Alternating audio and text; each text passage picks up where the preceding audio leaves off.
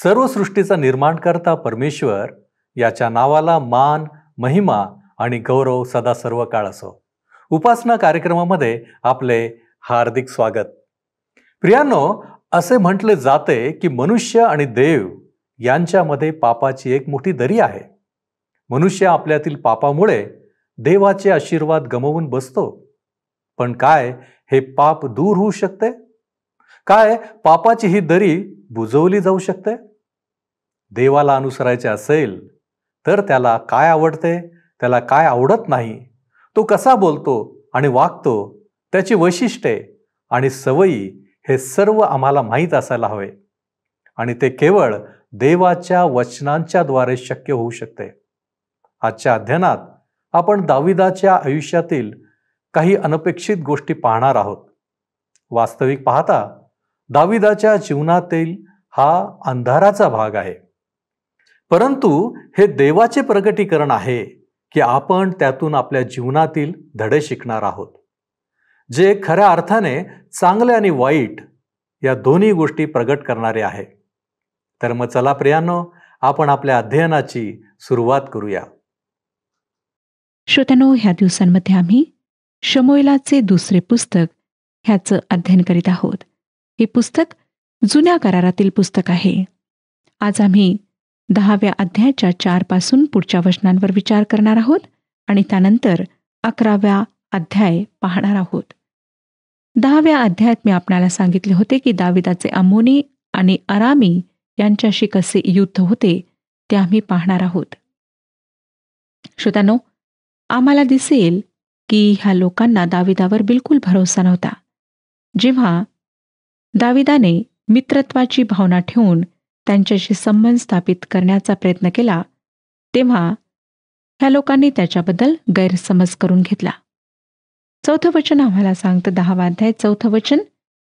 तेव्हा हानुनाने दाविदाच्या सेवकास पकडिले व त्यांची अर्धी अर्धी दाढी काढून व त्यांची वस्त्रे मधोमध कुल्ल्यापर्यंत कापून टाकून त्यास लावून दिले. माझ्या प्रिय श्रोत्यांनो, हा एक अपमान होता. ह्यापेक्षा अधिक वाईट प्रकारे दाविदाच्या सेवकांचा अपमान करण्याचा मार्ग दुसरा कुठला असावा असे मला वाटत नाही. काही टीकाकारांचे म्हणणे आहे की हानुनाने ह्या प्रकारे युद्धाकरिता आव्हान दिले होते, परंतु दाविदाने चांगली इच्छा प्रकट करण्याकरिता आणि शांतीचे संबंध स्थापित करण्याच्या हेतूने सर्व काही केले. 5वं आणि 6वं वचन सांगतं, हे वर्तमान ऐकून दाविदाने त्यांची वाटेत गाठ घेण्यास माणसे पाठविली, कारण त्यास मोठी लाज वाटत होती. राजाने त्यास सांगून पाठविले की तुमची दाढी वाढेपर्यंत तुम्ही यरीहो येथे राहा, मग इकडे या.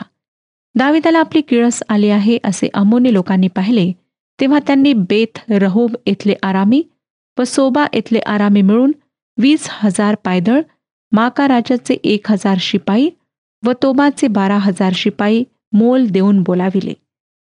अम्मोनी लोकांनी ओळखले की दाविदाला आता त्यांची किळस आली आहे, म्हणून त्यांनी युद्धाची तयारी केली.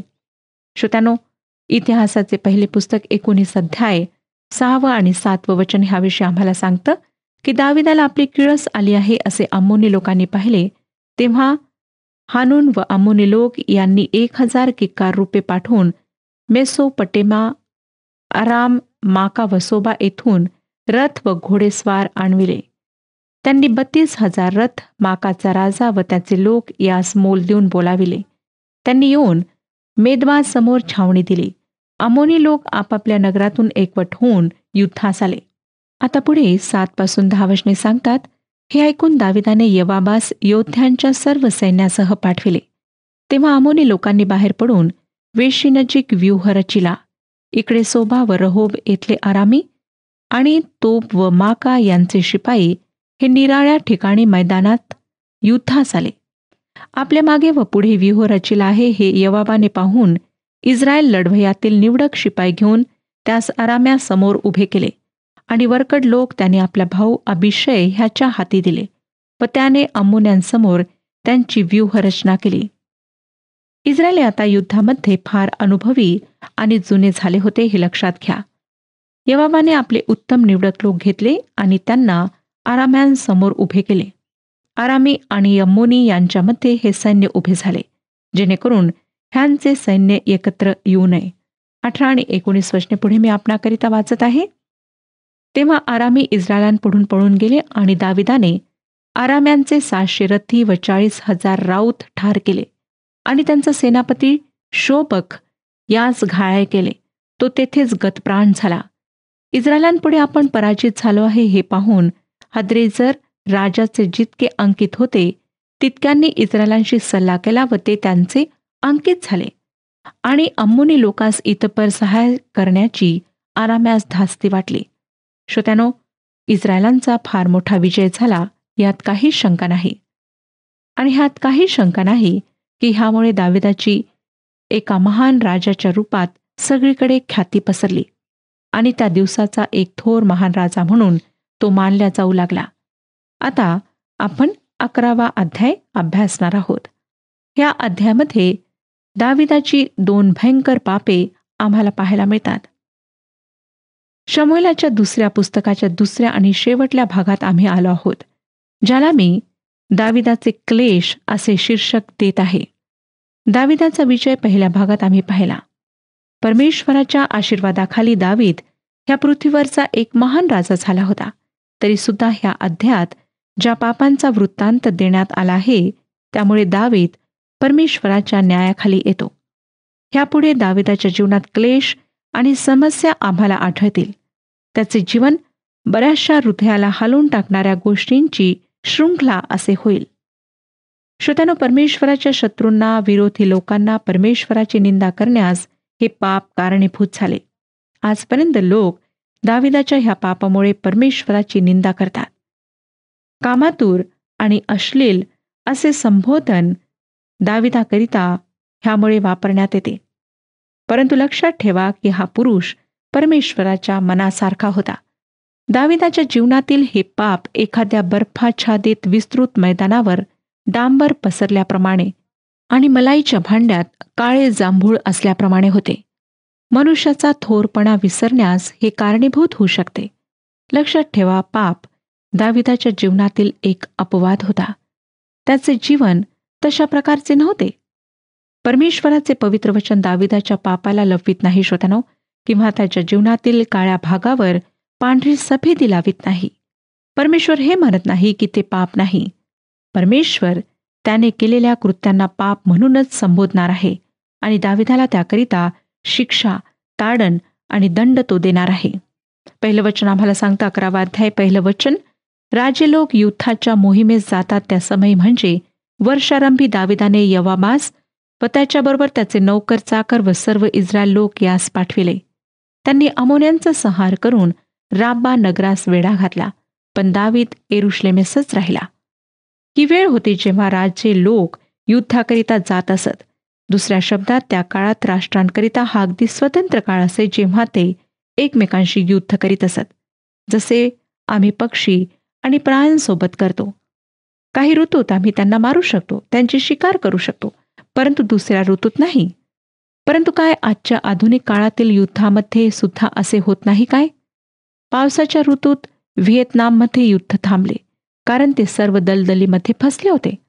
पावसामुळे विमाने उड्डाण भरू शकत नव्हते. पावसाळा संपला आणि युद्ध पुन्हा सुरू झाले. श्रोत्यानो, दाविदाच्या काळात युद्धाविषयी ज्या गोष्टी होत्या त्या आम्ही समजतो त्यापेक्षा अधिक आधुनिक होत्या. दुसऱ्या जागतिक युद्धामध्ये सगळ्यात दुर्दैवाची गोष्ट म्हणजे हिवाळ्यामुळे लोकांना इतका त्रास सहन करावा लागला जितका त्यांना शत्रूंमुळे सहन करावा लागला नसेल. परंतु त्यांनी युद्ध सुरूच ठेवले. कमीत कमी दाविदाच्या दिवसात युद्धाकरिता एक विशिष्ट वेळ राहत असे. कदाचित आमच्यापेक्षा ते अधिक सुधारलेले होते. कमीत कमी त्यांना ही वेळ समजून घेण्याची कुवत होती. त्यांनी केव्हा शांतीचा काळ उपभोगावा हे समजून घेतले होते. आता दाविदाने यवाब आणि त्याच्याबरोबरच्या सैन्याला अमोनच्या लोकांबरोबर युद्ध करण्यास पाठवले. दावीद त्यांच्यासोबत गेला नाही, त्याऐवजी तो येरुशलेमेतच राहिला. ते त्याच्याकडून अपेक्षित नव्हते. तो का थांबून राहिला ही नवलाची गोष्ट आहे. मला ह्या ठिकाणी फक्त एक सल्ला द्यायचा आहे. माझे मत मांडायचे आहे की महाल बांधल्यानंतर दाविदाला ते ठिकाण फार आरामदायक वाटले. स्मरण करा श्रोत्यानो की अदुल्लामच्या गुहेत त्याने त्याचे तारुण्य घालवले होते. त्यापेक्षा ही जागा अगदी वेगळी होती.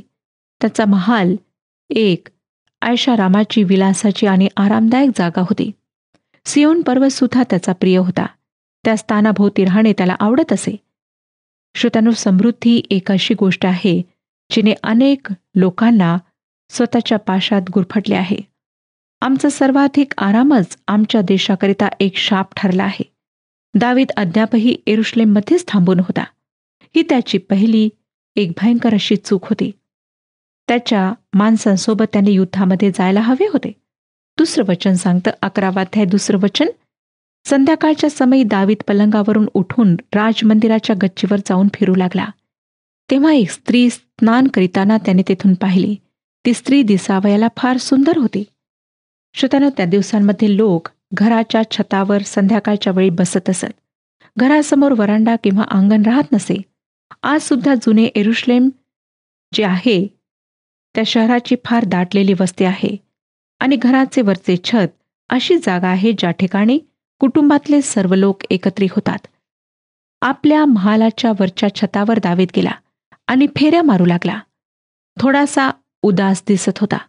मला वाटतं त्याच्या मनात बऱ्याच समस्यांनी गोंधळ केलेला होता. त्याचे लोक युद्धभूमीवर युद्ध करीत होते आणि कदाचित त्याचा विवेक त्याला डवचत होता की तो युद्धाकरिता न जाता ह्या ठिकाणी आराम करीत आहे. जेव्हा तो विचारमग्न फेऱ्या मारित होता, त्याची दृष्टी त्याने सभोवार फिरवली आणि त्याला ती स्त्री स्वतःच्या घराच्या छतावर आंघोळ करीत असताना दिसली.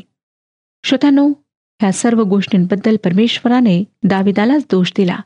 असं दिसतं की बेशेबाचा त्यात हिस्सा होता. तिने थोडे अजून मर्यादशील व्हायला पाहिजे होते. मला आपणाला सांगावंसं वाटतं श्रोत्यांनो की आज स्त्रियांचे पोशाख, त्यांचे वस्त्र पुरुषांना अधिक आकर्षित करणारे, त्यांना परीक्षेत टाकणारे आहेत. शरीराचा अधिक दिखावा करणे जेणेकरून न पाहणारे पुरुष सुद्धा पाहायला लागतात. मला वाटतं बेशेबा सुद्धा तितक्याच प्रमाणात अपराधी, दोषी होती जितका दावीद होता. अगदी लोकांपुढे येऊन आंघोळ करून ती काय दर्शवित होती. श्रोत्यांनो, ह्या ठिकाणी जेव्हा मी म्हणत आहे की लोकांपुढे, तेव्हा मी असं म्हणत आहे की निश्चितच दावीद तिला स्वतःच्या छतावरून पाहू शकला. मला असं सुद्धा वाटतं की तिला माहीत असावे की दावीद मला पाहू शकेल, म्हणून कदाचित मुद्दामून ती त्या छतावर आंघोळ करीत होती.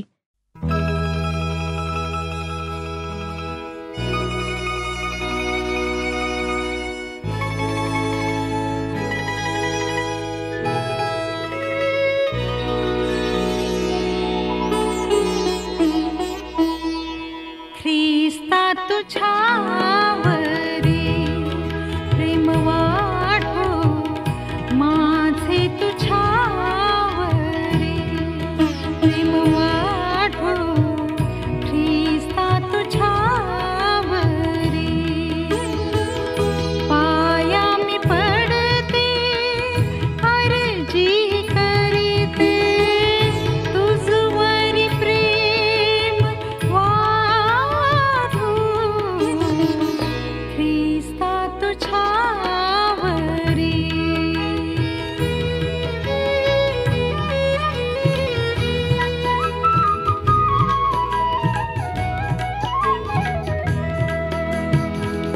लौकिक मी सुखी दंग मागे, आता तुझ्या मुखी दृष्टी लागे. भावा मी करीते, आग्रह धरीते, तुझवरी प्रेम वाढो.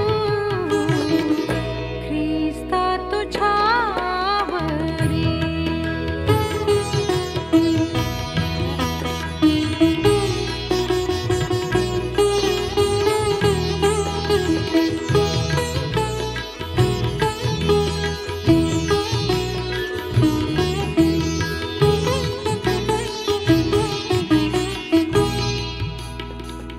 पारखिता मना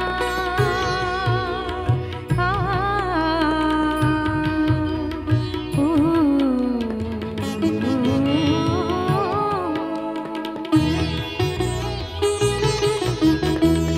पारखिता मना दुःख हो, ज्वाला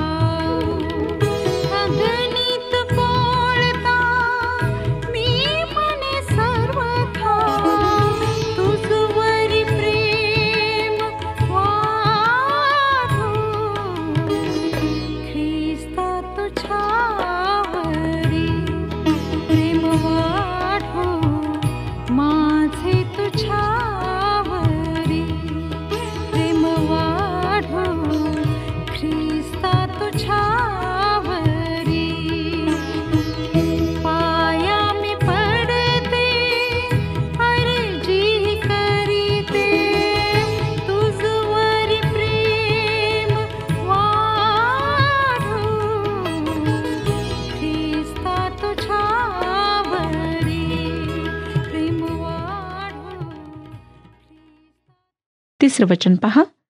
मग दाविदाने चाकर पाठवून त्या स्त्रीविषयी विचारपूस केली. तेव्हा कोणी म्हटले की ती अलियमाची कन्या व उरिया हित्ती याची बायको बशेबा आहे ना. उरिया खरे पाहता एक विदेशी होता. 4 वचन.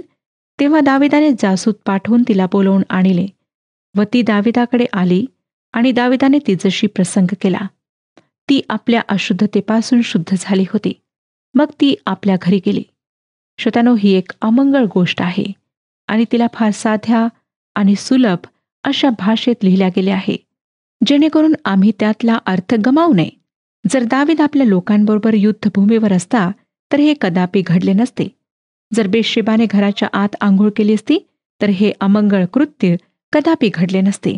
5वं वचन पहा काय सांगतं. 11वा अध्याय 5वं वचन. त्या स्त्रीला गर्भ राहिला तेव्हा तिने दाविदास सांगून पाठविले, मी गरोदर आहे. दाविदाकरिता एक भयंकर समस्या उभी झाली होती. आता तो काय करणार? उरिया जो बेशेबाचा पती होता तो दाविदाच्या सैन्यातील एक शूर योद्धा होता. तो त्याच्या प्रामाणिक लोकांपैकी एक होता. 6 आणि 7 वचन सांगतं की दाविदाने यवाबास निरोप पाठविला की उरिया हित्ती याला मजकडे पाठवून द्या. तेव्हा त्याने त्यास दाविदाकडे पाठविले. उरिया दाविदाकडे आला तेव्हा त्याने त्यास यवाब व त्याचे लोक कसे काय आहेत आणि युद्ध कसे चालले आहे हे विचारिले. श्रोत्यानो, ह्या ठिकाणी दाविदाने बहाणा केला की युद्ध कसे काय सुरू आहे हे जाणून घेण्याकरिता जणू त्याने उरियाला वापस बोलावले आहे. पुढे 8वं वचन पहा. मग दावीद उरियास म्हणाला, आपल्या घरी जा व हात पाय धू. उरिया राजमंदिरातून निघाला व त्याच्या पाठोपाठ राजाकडून त्यास काही इनाम गेले. दावीद ह्या दोषातून मुक्त होण्याकरिता जे काही तो करू शकत होता ते सर्व काही करीत आहे. 9वं वचन. उरिया आपल्या स्वामीच्या इतर सर्व चाकरांबरोबर राजवाड्याच्या दारीच निजून राहिला, आपल्या घरी गेला नाही. श्रोत्यानो, उरिया हा राजाच्या महालाच्या दरवाजात झोपला. युद्धाच्या समयी तो आपल्या घरी जाण्याकरिता तयार नव्हता. ह्या त्याच्या वर्तणुकीमुळे दाविदाला आश्चर्य वाटले आणि ही दाविदाला लाजवणारी गोष्ट ठरली, जो स्वतःच्या महालात सुख आणि ऐशोआराम भोगत होता. 10वं वचन. उरिया आपल्या घरी गेला नाही हे दाविदाने ऐकले तेव्हा तो त्यास म्हणाला, तू प्रवास करून आला आहेस ना, तर तू आपल्या घरी का जात नाहीस? आपणाला आढळेल की दावीद उरियाला अशा स्थितीत नेण्याच्या प्रयत्नात आहे जेणेकरून दाविदावर ह्या अपराधाचा दोष येणार नाही. 11वं वचन. उरिया दाविदास म्हणाला, कोश इस्रायल व यहुदा मांडवात राहत आहेत आणि माझा धनी यवाब व माझ्या धन्याचे सेवक खुल्या मैदानात तळ देऊन आहेत. असे असता मी घरी जाऊन खाऊ पिऊ आणि आपल्या स्त्रीबरोबर निजू काय? आपल्या जीविताची शपथ, आपल्या प्राणाची शपथ, मी असले काम करणार नाही. श्रोत्यानो, उरियाह एक महान पुरुष होता. जरी तो विदेशी होता तरी तो सत्यनिष्ठ होता. ह्यामुळे दाविदाचे दोहरे पाप अधिक भयंकर झाले. 12 आणि 13 वचने पहा. दावीद उरियास म्हणाला, आजही येथेच राहा, उद्या मी तुला रवाना करीन. मग उरिया त्या दिवशी व दुसऱ्या दिवशीही यरुशलेमेत राहिला. दाविदाने बोलाविल्यावरून त्याने येऊन त्याच्या समोर खाणेपिणे केले व त्यास त्याने दारू पाजून मस्त केले. संध्याकाळ झाली तेव्हा तो आपल्या स्वामीच्या सेवकांबरोबर आपल्या खाटेवर निजावयास गेला, पण घरी गेला नाही. श्रोत्यानो, आता त्याने घरी जावे म्हणून दावीद दुसरी युक्ती करीत आहे. त्याने त्याला दारू पाजली तरी सुद्धा आम्हाला दिसतं की तो घरी गेला नाही. 14 आणि 15 वचने. सकाळी दाविदाने यवाबाच्या नावे पत्र लिहून उरियाच्या हाती पाठविले. त्या पत्रात असे लिहिले होते की तुंबळ युद्धाच्या तोंडी उरियास ठेवा आणि त्यास तेथे सोडून मागे हटा, म्हणजे त्यास मार लागून तो मरेल. माझ्या मते श्रोत्यानो, दाविदाच्या पापाचा हा सगळ्यात घाणेरडा आणि नीचतेने भरलेला असा भाग होता.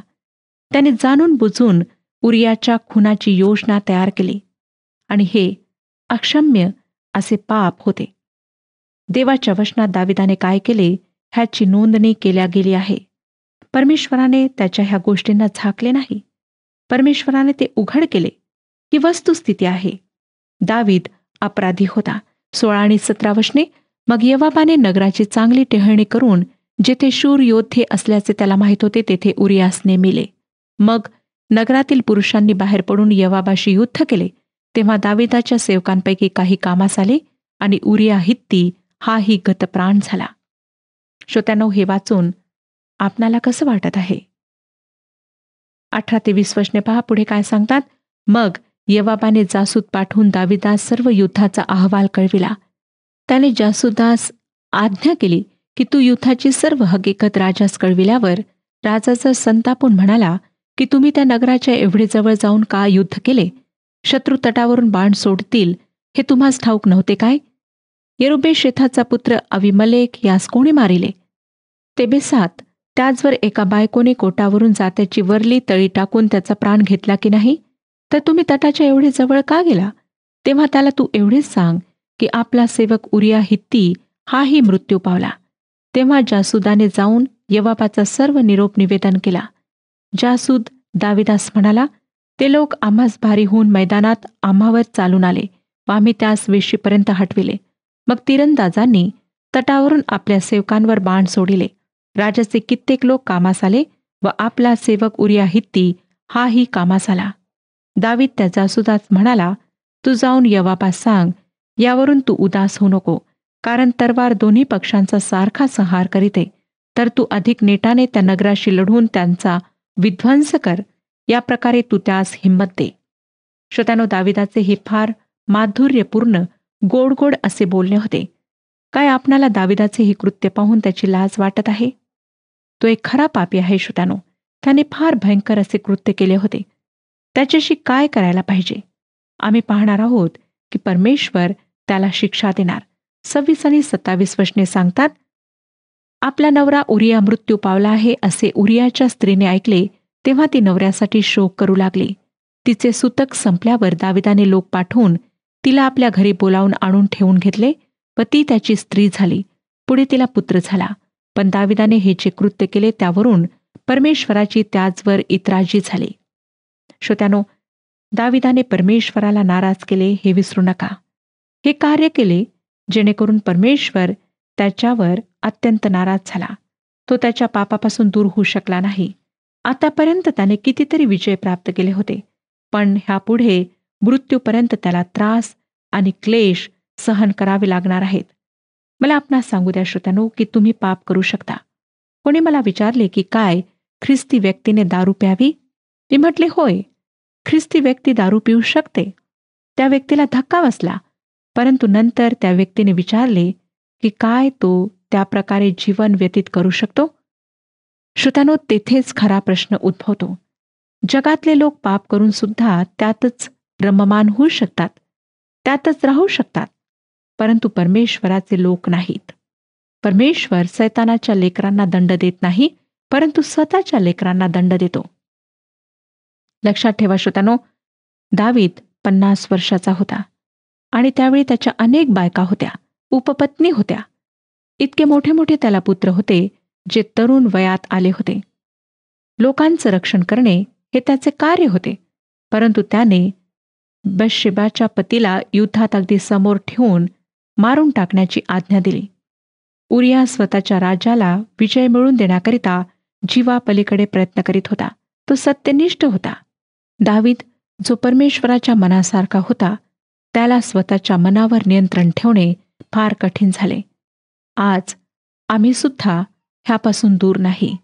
अनेकदा श्रोत्यानो, आम्हाला माहीत असतं की हे जे आम्ही करीत आहोत ते पाप आहे, परंतु आम्ही स्वतःवर नियंत्रण ठेवू शकत नाही. आम्ही पापामध्ये फसतो आणि परमेश्वरापासून दूर जातो.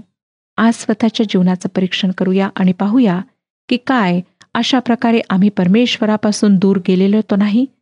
आम्हाला जवळ येण्याची आवश्यकता आहे, पश्चाताप करण्याची आवश्यकता आहे. परमेश्वर ह्या विषयात आपले मार्गदर्शन करो आणि आपणाला आशीर्वाद देऊ. हा कार्यक्रम आपणास आवडला काय? आता आम्हाला एक मिस कॉल करा आणि आपण पुढील विजेता होऊ शकता.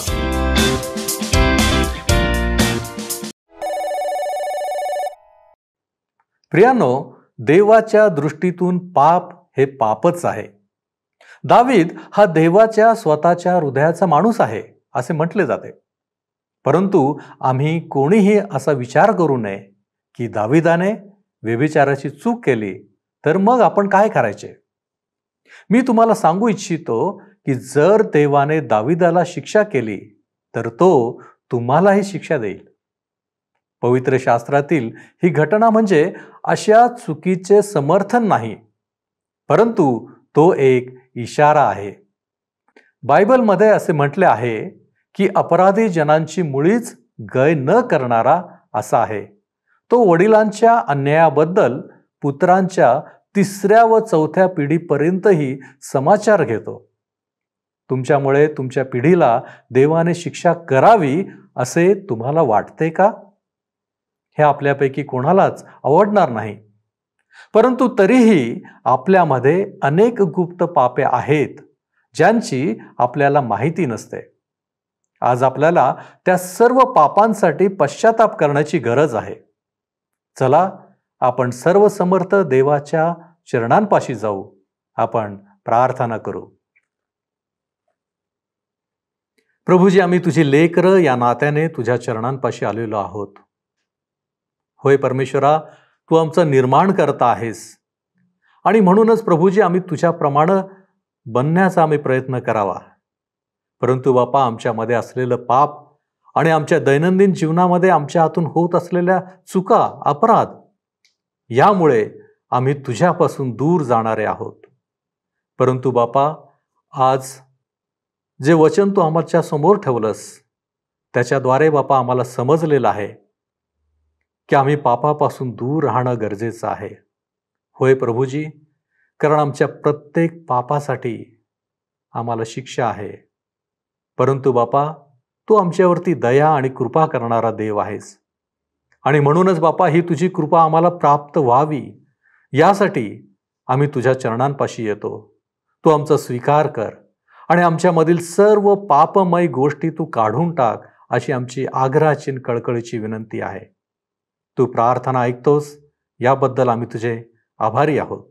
येशू ख्रिस्त आमचा प्रभू याच्या द्वारे मागतो म्हणून तू ऐक. आमेन.